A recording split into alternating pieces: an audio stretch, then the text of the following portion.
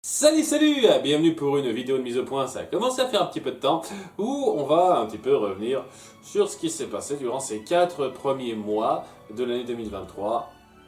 Les choses ont continué à avancer à une allure acceptable et ça risque un petit peu de vous ennuyer, d'attendre que je vais peut-être ralentir la cadence. J'arrête pas de dire ça, je pense que c'est genre ma 5e ou 16e vidéo mise au point. La cadence va ralentir.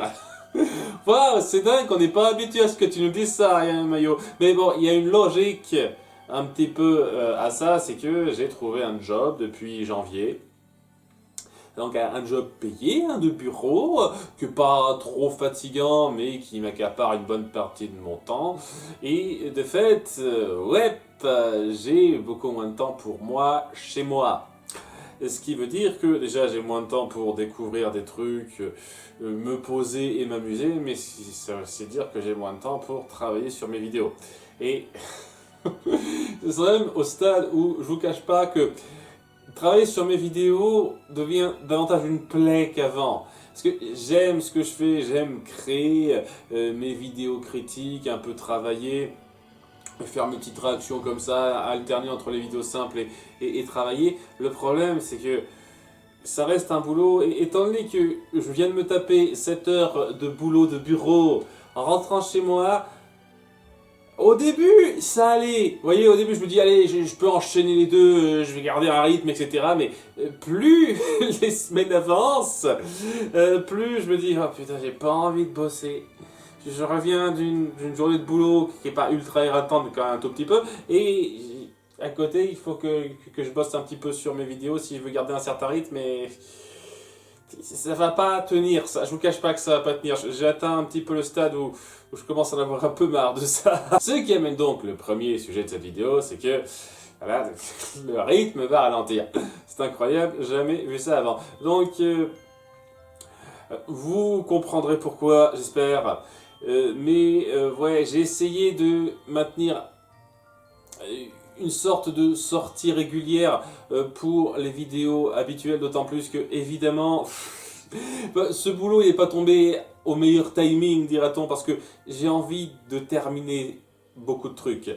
Il faut que je termine ma lecture d'Eperdia, même s'il n'y a que 100 et quelques personnes qui suivent. Mais j'ai envie de terminer et je veux pas ralentir en faisant genre un toutes les 2 semaines, juste parce que j'ai moins de temps. Parce que pour moi, la force du truc, c'est quand même de raconter ça à une base suffisamment rapide, quoi. S'il faut attendre des plombs entre chaque chapitre, ça va être chiant, quoi. Il y a ça qu'il faut que je termine. C'est bien entamé, mais à l'heure où je vous parle, il reste 16 semaines à faire, donc 16 chapitres à lire, et ce sera pas rien du tout. Donc ça, pour moi, je vais pas y couper. Il y aura peut-être un ou deux cas exceptionnels où je sauterai une semaine, mais ça, je vais continuer. Les réacs sur l'USA Houseville, je vais les continuer aussi, parce que c'est un petit peu important de finir cette série qui représente un petit peu les séries dont on parle en matière d'animation Disney. Et pour une fois que je suis plutôt positif sur ce qui est raconté, ça fait plaisir, j'aimerais bien que ça continue comme ça. Ça aussi. Et oui, à côté, il y a les vidéos sur Totally Spice qui sont importantes à faire, mais que ça ne me dérange pas d'un tout petit peu ralentir. Et c'est ça qui vous fera pas plaisir. Je sais pertinemment que ça vous fera pas plaisir, parce que je sais que c'est l'attrait principal, je sais que c'est les vidéos les plus vues de ma chaîne. La moitié du temps, elles sont même plus vues que mes vidéos Disneyfiles habituelles. Mais ouais, ça va être un peu ça à partir du mois qui vient. Ça veut dire que vous aurez seulement 2 Totally Splash par mois maintenant. Ouais, je sais que c'est moins qu'avant, mais bon, gardez en tête que là, il nous en reste pas des masses. Donc je pense qu'en 4 mois, ce sera bouclé, la saison 6, et la saison 7 sortira pas avant 2024, d'après ce que j'ai suivi, donc ou fin de cette année, et je ferai pas les critiques tout de suite, parce que je sens que, déjà que j'ai un problème grave avec le copyright, je vous jure, revenir sans arrêt sur des réclamations pour que ce soit visible au Canada, c'est chiant. Je suis en train de faire ces rattrapages-là, mais il y a encore des tas de trucs à rattraper. C'est chiant, je vous jure, c'est chiant. C'est un peu gonflant, ça. Si je m'attaque à la saison 7 peu de temps après sa sortie, c'est même pas la peine. Ça va être bloqué à chaque fois et je suis pas sûr que les appels marcheront, quoi. Donc, je vais attendre un petit peu que ça se tasse et que ce soit pas aussi aussi serré sur les droits. Hein. Je pense que facilement 6-7 mois après la sortie de la saison 7, c'est un minimum, quoi. Un gros minimum. Et encore, là, c'en étant très généreux. Hein.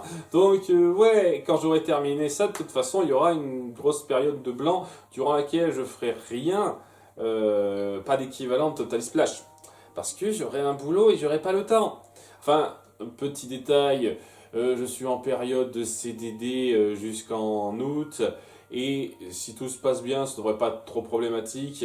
Normalement, ça a l'air de bien se dérouler. Je devrais être renouvelé, donc ça devrait aller. Hein, pour ceux que ça intéresse, voilà, c'est fait. Et donc, ouais, j'ai un boulot, je vais pas avoir le temps de me centrer autant sur ces trucs-là. D'autant plus que, ouais, moi, la semaine, lorsque je rentre chez moi, plus ça va, plus ça me gave d'avoir à bosser sur mes vidéos, je vous cache pas.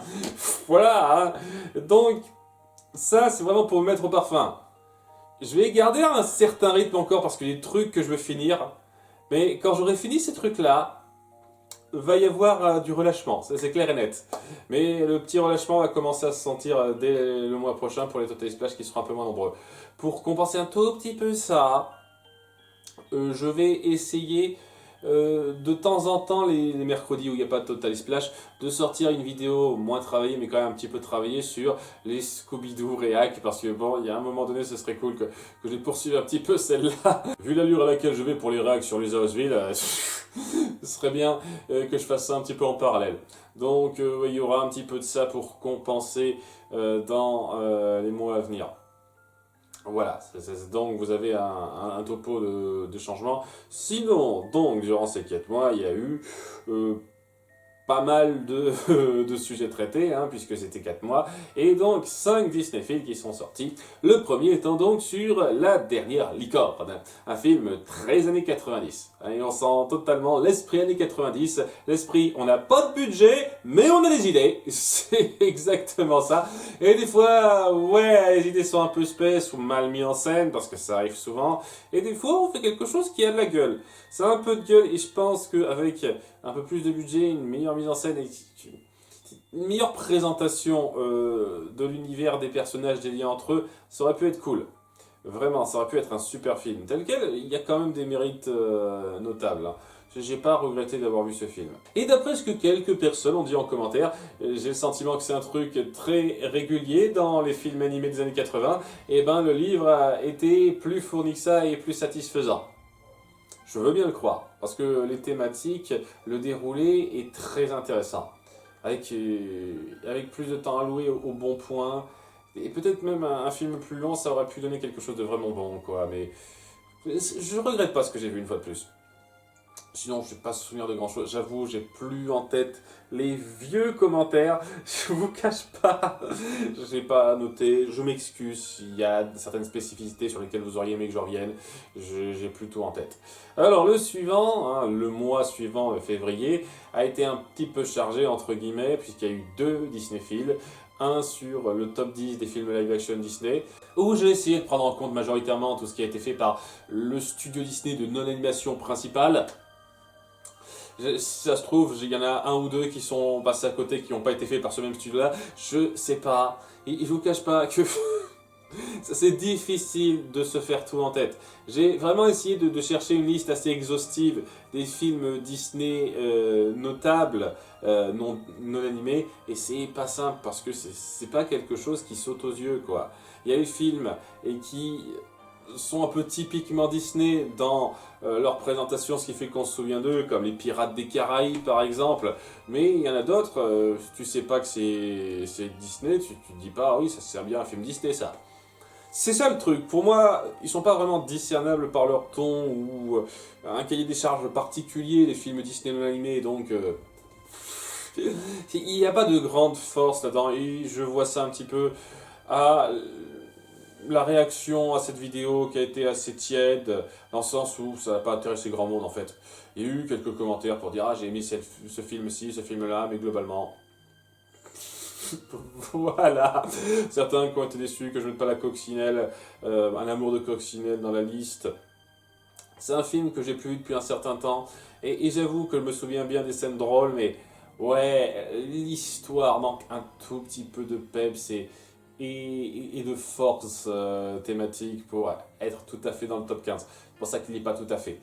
Après, ouais, je ne les ai pas tous vus et sans doute, selon les critères que vous mettez en place, il y a des tas de films desquels je suis passé à côté qui seraient éligibles pour ce genre de truc et que j'ai juste pas considéré. C'est pas impossible du tout.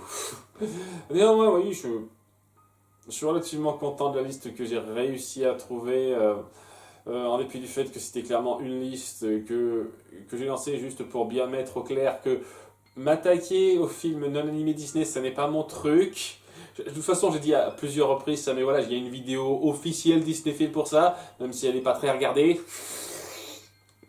C'est ça, pour déroger rapidement à cette règle, puisque juste après, je me suis attaqué à mon numéro 1, c'est-à-dire La poursuite de demain, tiré d'une attraction Disney aussi.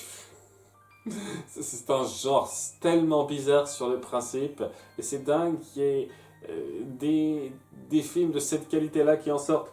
Même si je peux tout à fait comprendre, parce qu'il y a eu quelques commentaires là-dessus, et vous savez quoi, je le comprends très bien, qui n'ont pas été autant pris là-dedans. Et moi-même, j'avoue peut-être que je suis un peu trop généreux avec ce film. Dans l'absolu, il mériterait peut-être une note un petit peu moins haute. Disons que j'ai été tellement touché par la thématique et la façon dont on amène le message à la fin que j'ai réussi à pardonner certaines grossièretés, surtout au début, qui sont pas anodines, c'est clair et net. Donc, ouais, ça, je tenais à le pointer, mais une fois de plus, l'appréciation d'un film se fait en partie dans le ressenti. J'essaye de ne pas trop me fier à mon ressenti, j'essaye quand même de faire un petit peu gaffe à la mise en scène de façon impartiale, par rapport à certains critères donc qui sont totalement subjectifs, mais en les appliquant de façon impartiale. Et c'est pas forcément évident. Donc c'est peut-être un cas où j'ai surnoté par rapport à ce que ça vaudrait vraiment d'après mes critères. C'est pas impossible. Mais une fois de plus, pour moi la fin est tellement bonne. Et c'est vraiment... c'est vraiment désolant de voir que ce film, c'est un petit peu la fin de la grande carrière notable de Hugh Laurie à un certain degré, quoi. Après, il n'a pas fait des grands trucs. Il a participé rapidement au film Sherlock Holmes et Watson nul avec Will Ferrell, qui, d'après ce que j'ai suivi, était l'une des pires adaptations, si c'était la pire adaptation de Sherlock Holmes. Il n'a pas fait grand-chose, malheureusement, après coup. Et donc, son chant du cygne, c'est ça. Alors, son chant du cygne en tant qu'acteur, hein, bien entendu, j'espère qu'il va vivre un petit peu plus longtemps que ça. Mais ouais, là c'est un petit peu frustrant sur le principe. Hmm. Enfin bon, voilà, ce film est réussi, et je comprends qu'on ne soit pas autant pris dedans que moi, mais voilà, quand une thématique vous parle à ce point, ça gagne des points, c'est évident. C'est évident, et ça marche pour tout, hein. Il y a beaucoup de gens qui vont défendre certains films tout simplement parce que la thématique leur parle bien et qu'on trouve qu'elle est très bien représentée. Et c'est parfaitement le cas pour moi dans ce film. Et c'était parfait pour faire la petite transition avec Tic et Tac le film, même si je ne pouvais pas faire cette transition sans passer par la série Tic et Tac, les Rangers du risque, qui fait partie de ces petits incontournables des après-midi Disney d'antan, comme ils disent. Oui, j'ai oublié le titre chez moi, j'ai plus en tête là, ça s'appelait Disney Afternoon. Ça me fait un peu marrer puisque dans le film, ils disent les après-midi Disney, alors que c'est Disney Afternoon. C'est comme ça que s'appelait la chaîne, enfin le show qui diffusait ces épisodes, quoi. Et ouais, en me revoyant ça, je me rends compte une fois de plus de la grosse différence entre ce qu'on ressent enfant en découvrant quelque chose et ce qu'on ressent en l'analysant entre guillemets avec un œil plus adulte, hein, et c'est assez notable, hein, la différence. C'est pas toujours le cas, hein, une fois de plus. Il y a des séries qui sont énormes quand on est enfant, qui restent énormes quand on est adulte, hein, comme, je sais pas, Batman la série animée, hein, un exemple facile. Mais celui-ci, non, hein, c'est sympathique pour les enfants, pour un adulte, ça fait encore partie de ces cas où je me force un petit peu, quoi. C'est pas la pire série au monde, vraiment pas, mais la plupart du temps, j'en ai pas grand-chose à foutre. D'autant plus que je suis sûr que la VF n'a pas aidé, hein. Mais j'arrête pas d'insister là-dessus. Je pense sincèrement que l'AVF des séries Disney de cette époque n'était vraiment pas à son meilleur niveau, dès lors que c'était pas quelque chose de sérieux. Parce que j'ai souvenir de la VF de Gargoyles et je croise les doigts parce que je vais pas tarder à la redécouvrir cette série à un certain degré, on en reparlera un de ces quatre, ça. Je croise les doigts pour que la VF de Gargoyles soit de bonne facture, comme était la VF de Batman la série animée justement. Mais dès lors qu'il y avait une série qui était un tant soit peu légère dans son ton, eh ben, souvent on se mettait en roue libre pour faire ce qu'on voulait et rajouter du gag par-dessus le gag. Et je dis pas que ça marche jamais, j'adore la VF d'Excel Saga qui prend des libertés et qui est un peu spéciale par rapport à la VO, mais la plupart du temps, c'est ça autant pour surtout quand c'est quand même censé être quelque chose qui veut raconter des aventures qui ont un début de poids sur le principe. Et là, bah non, quoi, vraiment pas. Néanmoins, on m'a posé une question en particulier sur un épisode et pourquoi je ne l'ai pas mis dans mon top 3, c'est-à-dire le culte de Coca-Cola. Très notable pour sa chanson qui reste en tête. Ah oui, je la garderai en tête toute ma vie. Hein. J'ai gardé en tête depuis que j'ai écouté cette chanson, je l'ai eu en tête jusqu'au moment où j'ai redécouvert ça. Et en redécouvrant ça, j'ai en tête encore. Hein. Ça n'a pas bougé, comme dans mes souvenirs. Gravé, gravé. Encore plus que le générique, c'est dire à quel point. Hein. Donc, ouais, cet épisode est intéressant dans ses thématiques, puisqu'on dépeint une sorte de secte. C'est clairement une image de la secte et des gens qui se font avoir avec des fausses promesses. Et dans l'idée, c'est cool. Dans la mise en scène, dans l'exécution, c'est assez foireux. J'avais souvenir de quelque chose d'un tout petit peu mieux fait. Et c'est pour ça que c'est pas tout à fait dans mon top 3. Parce que je trouve que la révélation sur la personne qui dirige ça, le fait qu'on se centre aussi peu sur la mentalité des gens derrière, c'est juste des crétins qui suivent et on est censé avoir le moindre sentiment pour eux. Non, c'est juste des crétins, quoi. Ça gâche pas mal de trucs et donc le message qu'on pourrait faire là-dessus, il n'est pas aussi fort qu'avec une représentation qui ferait un tout petit peu plus gaffe à sa logique, sa cohérence. Et là, tel quel, ben, c'est un peu grossier, amené n'importe comment. Et l'arc qu'on veut créer autour de Gadget, j'ai trouvé un peu grossier, vraiment un peu grossier. Ouais, ça n'a pas trop aidé à pencher dans la balance, même si la thématique reste très forte et qu'il y a des moments très drôles avec la musique qui est toujours aussi marquante. Donc ça, c'est quand même un bon point, mais c'est pas tout à fait dans mon top 3, non. Ah, ça n'a été pas si simple à faire le top 3, hein, parce qu'il y a pas mal d'épisodes qui s'en sortent pas trop mal par rapport à d'autres, mais ça atteint jamais l'excellence, hein, je vous cache pas. Donc ouais, c'était ça, cette série. Une redécouverte un petit peu en dents de scie pour moi, ça aurait pu être pire. En toute honnêteté, je dirais que c'est la bande à Picsou, on est un tout petit peu moins ambitieux. On ressent moins de force dans les configurations et les ennemis qu'on met en place. Donc ouais, je dirais que c'est ça. Voilà, et on vient donc le film qui s'est dit on en a rien à foutre d'adapter réellement cet univers, on va juste faire une sorte d'univers à chier à la va-vite qui reprend des principes de base qui veut la peau de Roger Rabbit et rendre ça ultra cynique pour se marrer avec les gens à nos dépens en même temps que quoi. J'ai déjà dit tout ce que j'avais à dire sur ce film, honnêtement. Il me déprime, ce film me déprime, je vous jure. Je suis reconnaissant à Kael, qui m'a donné l'inspiration d'écrire pour deux personnes, et donc de faire quelque chose d'un peu humoristique autour de ma réaction à ce film, parce que punaise, quoi. Chaque fois que je veux le critiquer en regardant, je me dis, je ne trouve rien de drôle à dire à part que ça me déprime. Donc là, un peu content d'avoir réussi à faire quelque chose de pas trop mal, qui sera bien passé. Donc je remercie les gens qui ont aimé ça. Je tiens à dire un truc. C'est un peu au même degré comme pour Super Mario Bros. Le film que j'ai critiqué récemment. Si vous avez aimé ça pour l'humour et pour le côté référence à trouver, moi je peux comprendre que ce soit plaisant dans ce sens-là. Que ça vous fasse un petit peu ce sentiment de dépaysement à un certain degré. Oh, allez pas dire que c'est intelligent, c'est juste ça. Vraiment, allez pas me dire que c'est intelligent. Dites juste que voilà, toutes ces références, cette espèce de façon de se marrer du cinéma, sans trop réfléchir à ça sur le coup, c'était marrant un instant, je peux le comprendre.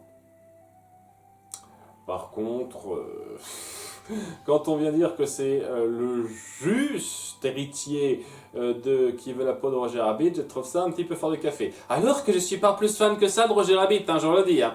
Film correct pour moi, mais j'ai tellement pas envie de faire un Disney-film là-dessus. Je me suis déjà étendu là-dessus dans le top 15 des Disney-films que je ne compte pas faire, mais ouais, je sais pertinemment que si je m'attaque à ce film-là, avec les problèmes que j'ai en termes d'écriture, la façon dont le scénario donne jamais l'impression de décoller très haut à part à la toute fin, j'aurais pas mal de choses à redire.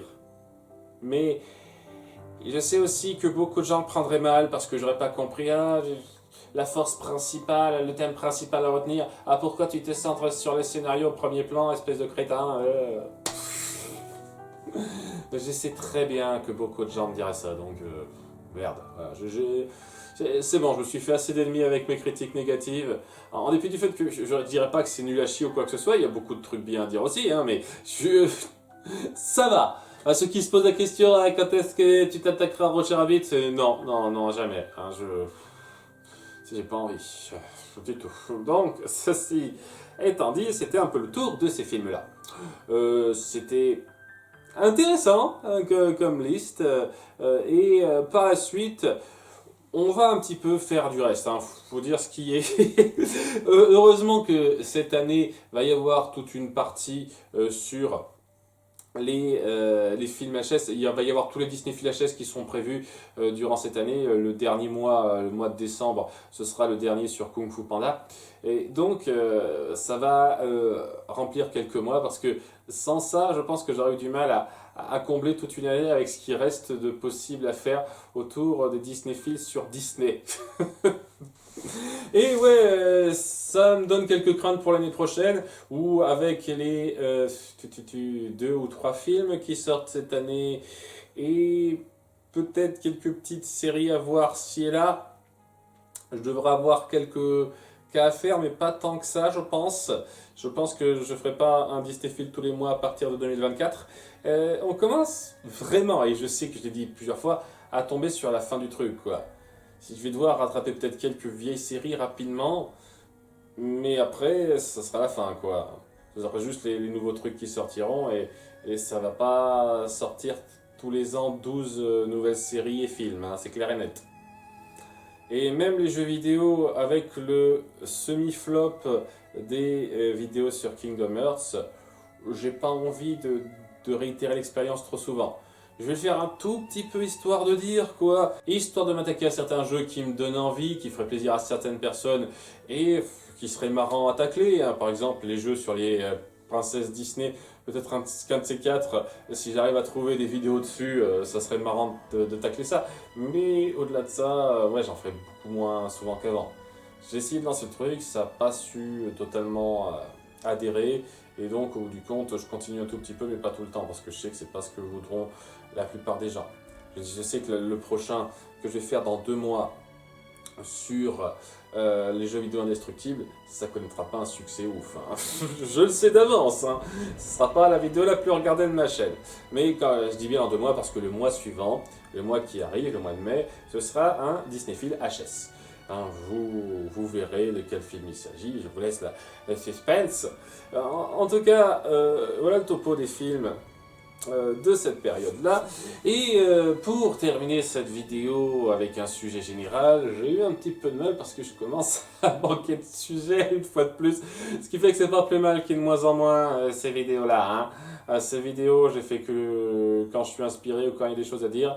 Et ouais, j'ai un petit peu fouillé dans les thèmes qui ont été abordés sur cette chaîne et sur lesquels je ne me suis pas penché en détail dans une mise au point. Et je pense que, après avoir fait autant de mises au point sur l'humour en règle générale et comment on le perçoit, depuis la nuit des temps, il y a toujours eu une question qui a été mise sur le tapis: peut-on rire de tout ?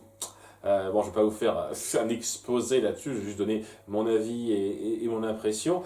Et ouais, ça a toujours été la question qui se mettait au centre du débat dès lors que quelqu'un n'était pas fan, folichon de certains humours, ou lorsqu'on prenait quelqu'un pour faire de l'humour de mauvais goût. Mais qu'est-ce que tu dis? On peut plus rien dire. Je crois qu'on peut rire de tout. Et le truc avec ça, c'est que je suis dans l'absolu plutôt d'accord avec cet état de fait. C'est juste que, pour ma part, il faut savoir nuancer un propos. Et ce qui me fait dire, alors, peut-on rire de tout? Pour moi, oui. On peut rire de tout. On peut rire de la guerre, on peut rire de la mort, on peut rire du viol, de la pédophilie, de la famine, on peut rire de choses dégueulasses et atroces qui arrivent à énormément d'endroits. On peut rire de tous les sujets possibles. Mais, et alors là, c'est là que je vais pas me mettre d'accord avec tout le monde, en sachant prendre le recul qu'il faut et le bon ton à avoir dans ce genre de cas. Quand je parle de ton, c'est pas juste il faut être respectueux, je comprends ceux qui ont fait ça, je fais pas ça méchamment. C'est juste savoir bien montrer, d'une part, que on fait ça au second degré et qu'on ne le pense pas vraiment. Et beaucoup d'humoristes font ça très bien. Pas mal d'humoristes savent mettre en place un personnage, une ambiance particulière où le côté très osé de jusqu'où la blague porte est acceptable. Par exemple, dans pas mal de vidéos du JDG, il a tendance de temps en temps à faire quelques blagues à caractère un petit peu pédophile. Oui, vous pouvez les voir un petit peu. Et souvent, déjà, c'est assez intelligent pour ne pas directement le dire et juste rendre ça de façon insinueuse. C'est-à-dire, on comprend ce que ça insinue, mais évidemment, il ne dit pas directement, ce qui fait déjà que la blague est un peu recherchée, et on comprend bien entendu que c'est le second degré, et que dans la réalité, il ne cautionnerait pas ça une seule seconde. Évidemment, la plupart des gens qui le suivent comprennent ça. Ce genre de choses, évidemment, peut se faire avec tous les sujets possibles. Tous les sujets possibles. Et le seul truc à faire, c'est de savoir garder le ton pour que ça passe. C'est clair que si à côté c'est le pilier de bar qui te sort des atrocités sans aucun contexte en disant sans chercher particulièrement à être fin ou chercher, eh ben ouais, ce sera mal pris tout simplement parce que c'est pas vraiment un humour qui cherche à amener de façon subtile des sujets graves de façon à ce qu'on sente le contraste et qu'on en rigole, mais c'est juste pour dire regardez, je fais une blague dégueulasse sur un truc, j'ose dire ça. Et on sent plus une sorte d'idéologie dégueulasse et rapide qu'on veut faire passer qu'une vraie blague, vous voyez ce que je veux dire? C'est très important de savoir montrer le bon recul dans le ton pour que ce soit bien perçu, ce genre de truc. Et c'est ça que je veux dire, on peut rire de tout. Pour ma part, on peut vraiment rire de tout, les sujets les plus graves possibles. C'est juste que lorsque le sujet est grave, lorsque le sujet est important, il faut savoir le faire avec un certain degré de recherche pour bien faire comprendre au public qui a suffisamment de neurones à vous suivre que vous ne faites pas une blague dégueu pour le plaisir de faire une blague dégueu, mais parce que vous avez su amener un contexte.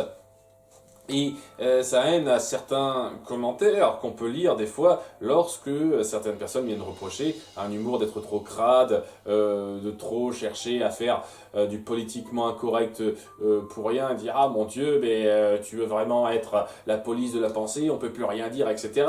Et j'ai déjà fait cet argument-là. Pour moi, il y a quelques personnes qui sont complètement lourde à reprocher à chaque putain de blague de façon insidieuse, à être vraiment méchante, xénophobe, ce que tu veux, alors qu'en fait c'est clairement pas l'idée voulue et que dès lors qu'on sait avoir un peu de recul et apprendre ça au second degré, ça passe pas de cette façon-là. Il y a malheureusement pas mal de gens ces derniers temps qui s'offusquent de pas grand-chose et qui voient de la blague anti-gay, anti-LGBT en règle générale, anti-noir, anti-arabe, dans presque tout ce qui essaye d'être un petit peu osé. Ces gens-là sont des rabat-joie affligeants qui sont emmerdants. Malheureusement, et à cause de ce genre de personnes, eh ben, dès lors que quelqu'un va se plaindre qu'un humour part trop dans le dégueu à un certain degré, on viendra dire ah tu fais partie de ces rabat-joie, etc. Alors qu'en fait peut-être que la personne trouve juste que c'est pas assez finement amené. Et c'est ça le truc, l'importance de la nuance, quoi. C'est de bien savoir se rendre compte quand une blague est recherchée ou pas.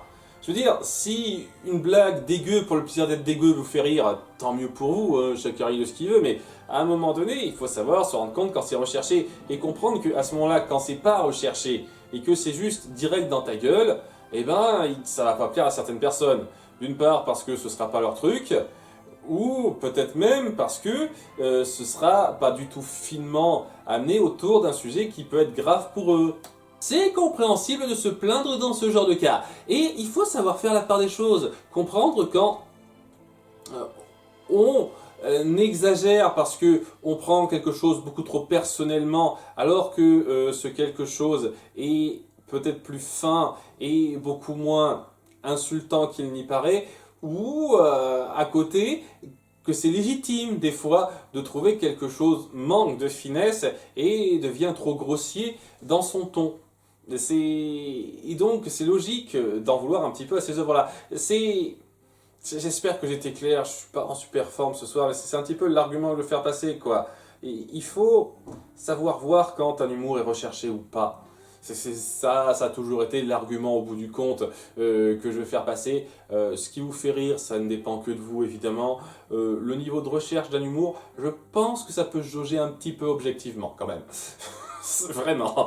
Mais bon, j'ai déjà parlé de ça avant. C'est juste pour dire ce que j'avais à balancer là-dessus. C'est pour ça que lorsque quelqu'un n'aime pas un truc qui est politiquement incorrect, dites-vous, est-ce que c'est juste parce que c'est politiquement incorrect ou parce que c'est grossièrement politiquement incorrect? Et si vous faites cette réflexion-là, je pense que vous arriverez à comprendre un peu plus et à faire la part des choses. De la part de certaines personnes, parce que la plupart, une bonne partie des gens, savent faire cette part des choses, quoi.